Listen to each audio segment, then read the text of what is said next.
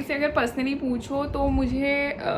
Asian countries या ये gulf countries में ट्रैवल करना बहुत अच्छा लगता है, बिकॉज लाइफ बहुत इजी हो जाती है एंड चीज़ें बहुत इजीली अवेलेबल होती हैं। लाइक इंडियन फूड को आप ले लो, क्योंकि अगर आप बच्चों के साथ ट्रैवल कर रहे हो या बड़ों के साथ ट्रैवल कर रहे हो तो मोस्टली थोड़ा कम उन लोगों को चाहिए होता है। लाइक अगर आप 7-8 दिन या 10 दिन के लिए बाहर जा रहे हो तो पीपल वांट, क्रेविंग हो जाती है, हमें भी हो जाती है, but still we can still wait कि चलो कोई बात नहीं मिल रहा है तो हम दूसरा फूड खा के भी सर्वाइव कर सकते हैं। बट बच्चों के केस में क्या होता है कि दे बिकम फसी, उनको वही फूड चाहिए कि हमें वो पर्टिकुलर चीज़ चाहिए, दाल चाहिए या राजमा चाहिए, वॉट एवर। एक तो ऑप्शन होता है कि आप रेडी टू कुक चीज़ें लेके जा सकते हो, बट उसमें भी क्या होता है कि आपको किचन वगैरह या एटलीस्ट माइक्रोवेव तो चाहिए होता है उनको भी रेडी करने के लिए। एक ऑप्शन तो ये हो गया। और दूसरा ऑप्शन क्या होता है कि अगर आप रेडी टू कुक फूड नहीं ले जा पा रहे हो तो कई लोग फ्रोज़न फूड वगैरह वो सब ले जाते हैं, उसके लिए भी हमें किचन या इंडक्शन वगैरह मिनिमम रिक्वायरमेंट होती है। अगर आप कहीं भी आउट ऑफ स्टेट जा रहे हैं तो ये सब चीज़ें चाहिए होती हैं, ठीक है। तो नहीं तो Maggi ready to cook option easy वो तो बन जाता है, आप हॉट वाटर डालो तो वो आसानी से बन जाता है। तो आप इन चीज़ों को अपने साथ कैरी करिए, अपनी लाइफ ईजी बनाइए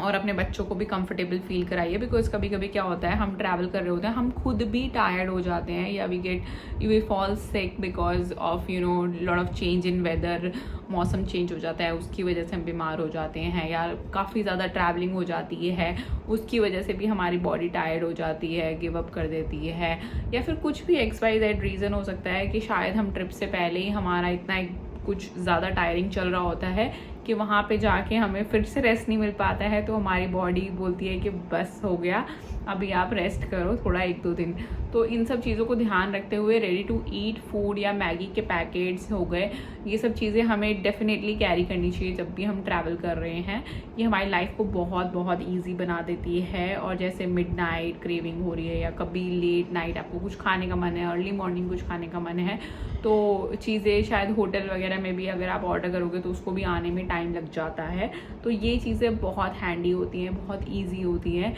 एंड